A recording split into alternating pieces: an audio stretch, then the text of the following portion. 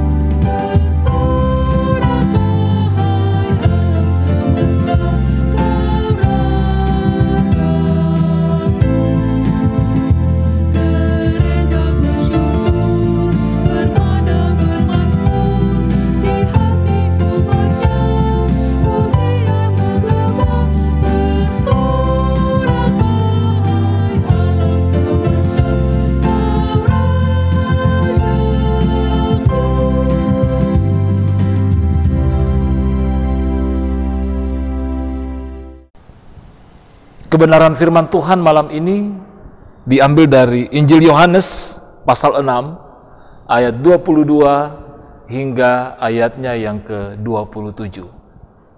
Mari kita berdoa dalam membaca, mendengar, dan merenungkan firman ini.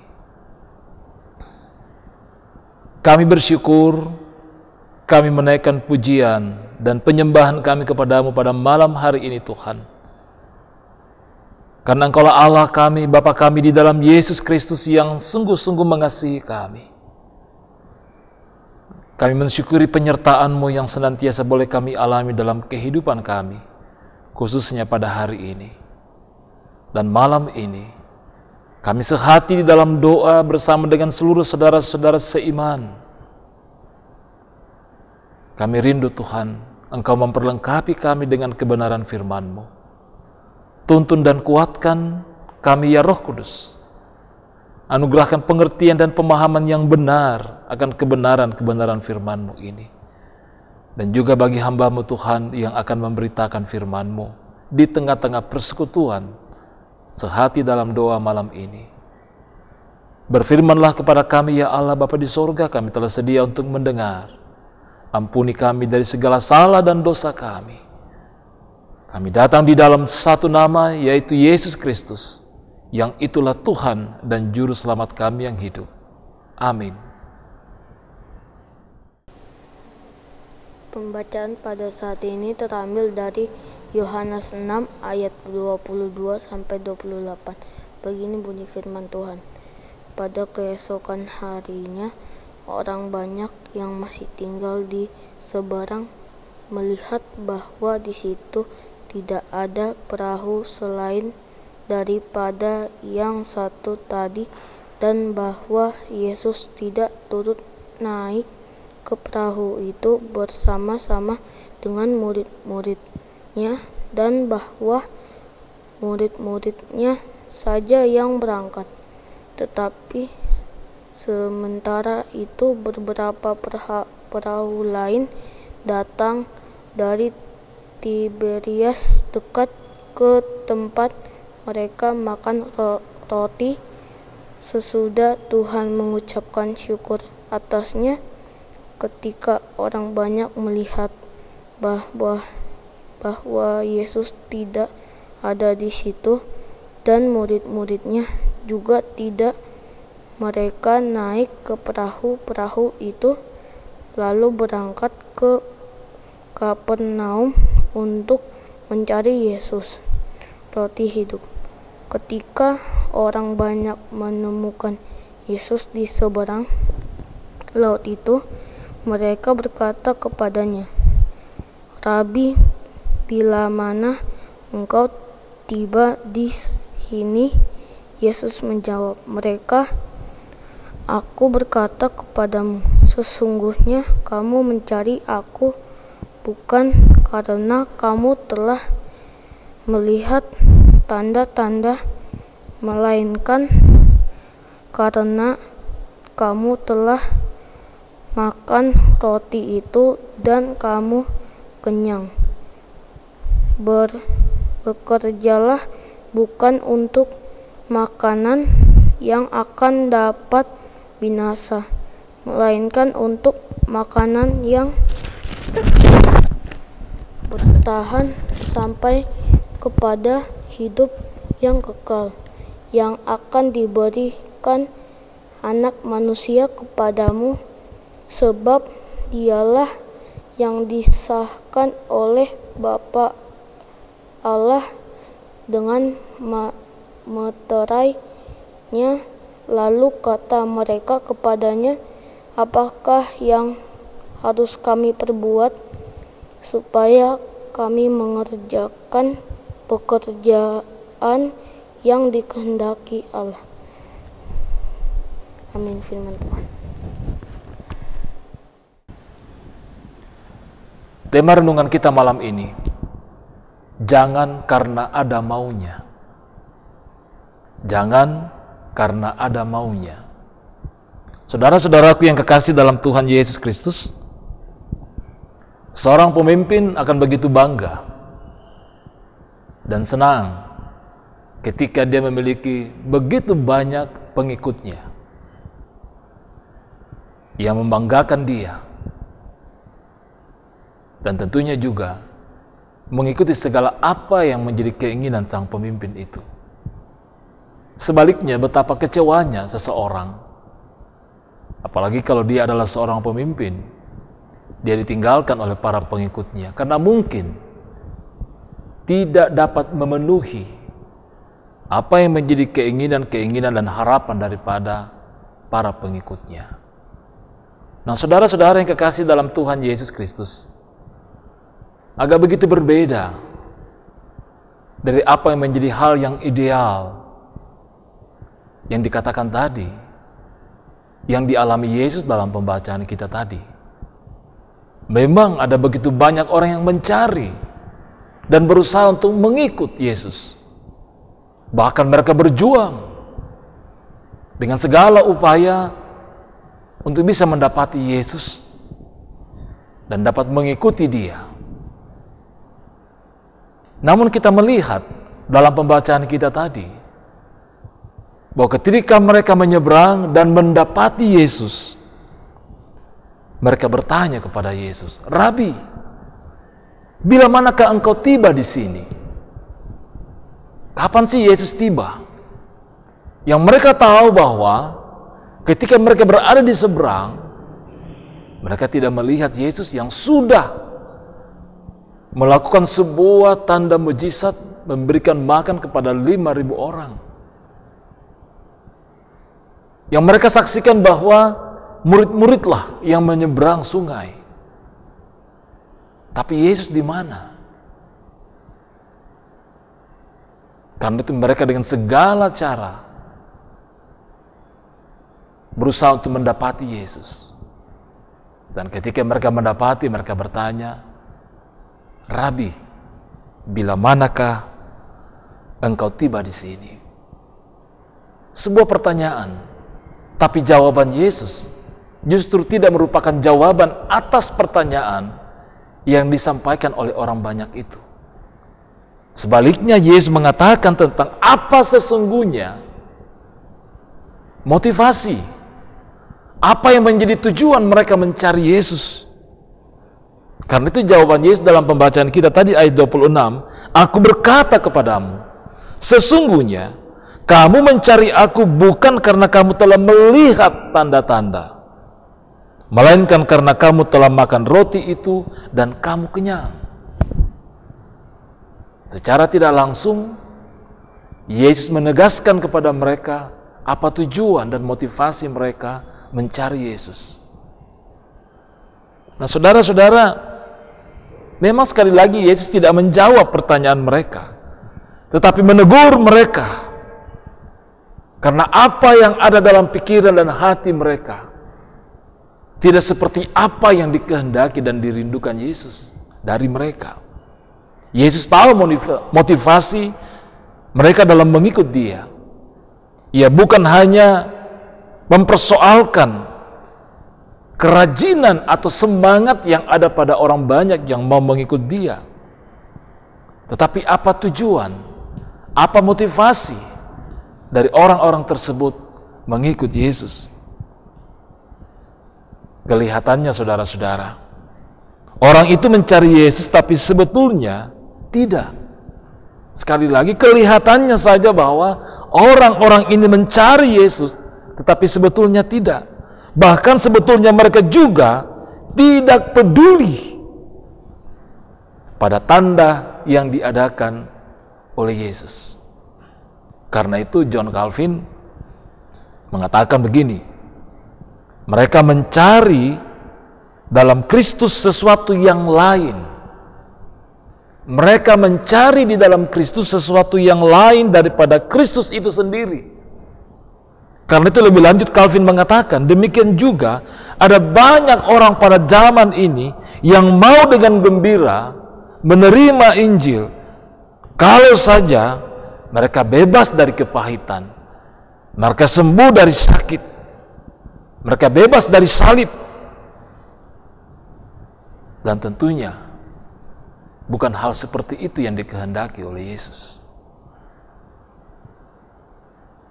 Karena itu saudara-saudaraku yang kekasih dalam Tuhan,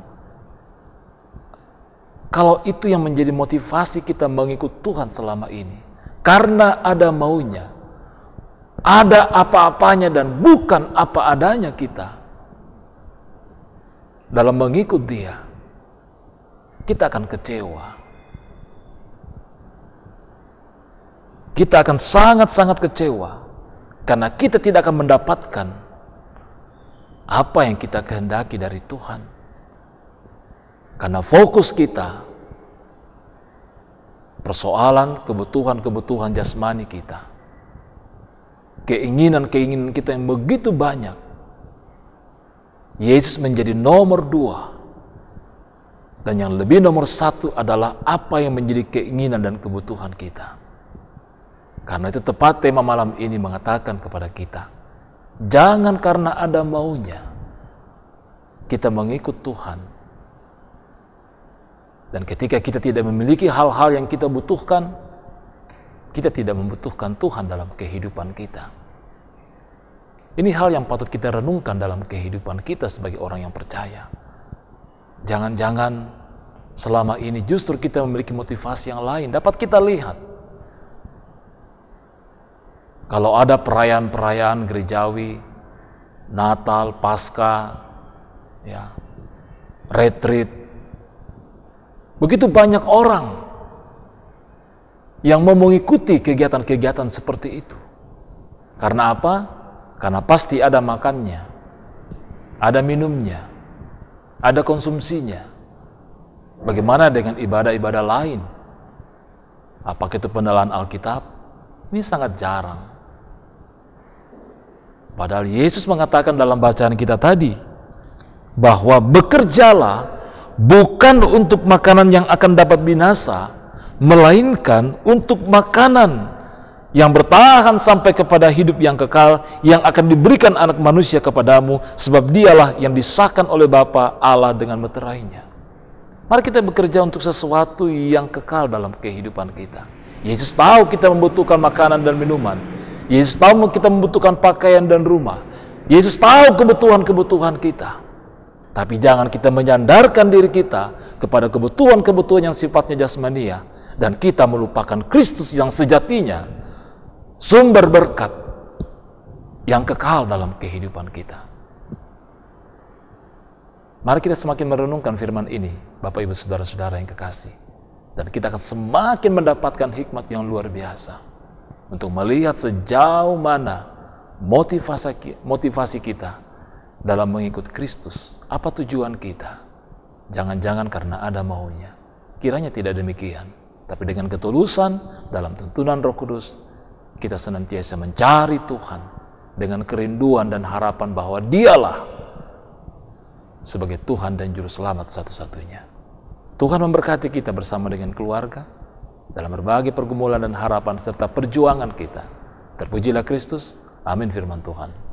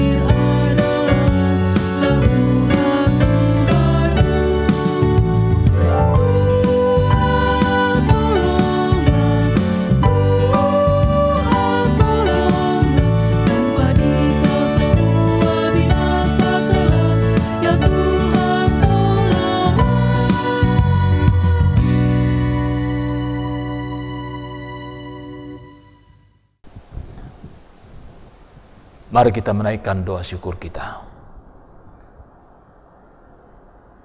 Kembali kami menaikkan pujian dan syukur.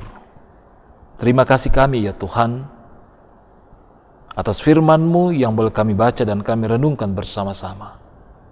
Menuntun kami untuk semakin memahami dan memeriksa diri kami.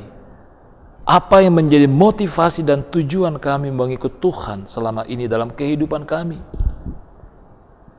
Mungkin selama ini karena ada begitu banyak keinginan-keinginan yang kami minta kepada Tuhan. Kami fokus kepada keinginan dan kebutuhan kami. Kami fokus kepada pergumulan-pergumulan kami. Dan kami tidak fokus kepada Tuhan sebagai sumber sejati dari segala apa yang kami butuhkan dan apa yang menjadi pergumulan-pergumulan kami. Tuntunan dan kekuatan yang daripada-Mu ya Roh Kudus kami mohonkan Engkau nyatakan bagi kami, agar kami menjadi pribadi, keluarga dan persekutuan yang senantiasa semakin dan semakin merindukan Tuhan, mencari Tuhan, mengikut Tuhan dengan penuh ketulusan dan kesetiaan di hadapan Tuhan. Berkati kami semua dalam menjalani kehidupan setiap hari, dalam berbagai harapan, perjuangan, dan pergumulan-pergumulan kami. Juga bagi saudara-saudara kami yang dalam masa-masa pemulihan, Di tengah-tengah kelemahan tubuh yang dialami, baik yang ada di rumah sakit, di wisma atlet, Tuhan, kami mohon lawatan kasih-Mu senantiasa menganugerahkan iman dan pengharapan, semangat yang baru, dan pemulihan dari segala kelemahan-kelemahan itu. Begitupun kami juga menaikkan doa malam ini bagi saudara-saudara kami yang mengalami bencana alam di Mamuju dan Majene dan sekitarnya. Kami mohonkan penghiburan, pemeliharaan dan kekuatan bagi saudara-saudara kami yang ada di sana. Dan mampukan kami, ya Tuhan, dengan berkat-berkat-Mu, kami boleh menyatakan simpati dan empati kami sebagai saudara-saudara sebangsa dan setanah air, sebagai saudara-saudara seiman. Kami yakin kehadiran kami di sana juga dapat dalam bentuk doa serta empati kami. Berkati kami semua ya Tuhan dalam kehidupan kami pada malam hari ini, dalam waktu istirahat tidur malam kami. Lindungi dan peliharakan kami. Kiranya kami boleh bangun dengan semangat yang baru. Terpujilah Engkau ya Allah ya Tuhan kami. Ampunilah kami dari segala salah dan dosa kami. Kami datang di dalam nama Yesus Kristus yang itulah Tuhan dan Juru Selamat kami yang hidup, yang sudah mengajar kami berdoa. Bapa kami yang di sorga, dikuduskanlah nama-Mu. Datanglah kerajaan-Mu, jadilah kehendak-Mu di bumi seperti di sorga. Berikanlah kami pada hari ini makanan kami yang secukupnya. Dan ampunilah kami akan kesalahan kami, seperti kami juga mengampuni orang yang bersalah kepada kami. Dan janganlah membawa kami ke dalam pencobaan, tapi lepaskanlah kami daripada yang jahat. Karena Engkau yang punya kerajaan dan kuasa dan kemuliaan sampai selama-lamanya. Amin. Berbahagialah kita semua, Bapak, Ibu, Saudara-saudara yang kekasih, yang boleh bersama-sama malam ini sehati dalam doa. Selalu ada semangat yang baru, pengharapan dan keteguhan iman yang kita peroleh ketika kita boleh mengalami perjumpaan dalam persekutuan sehati dalam doa ini. Tetap semangat dalam menjalani kehidupan ini. Salam sehat bagi kita semua. Shalom dan Bongimilo.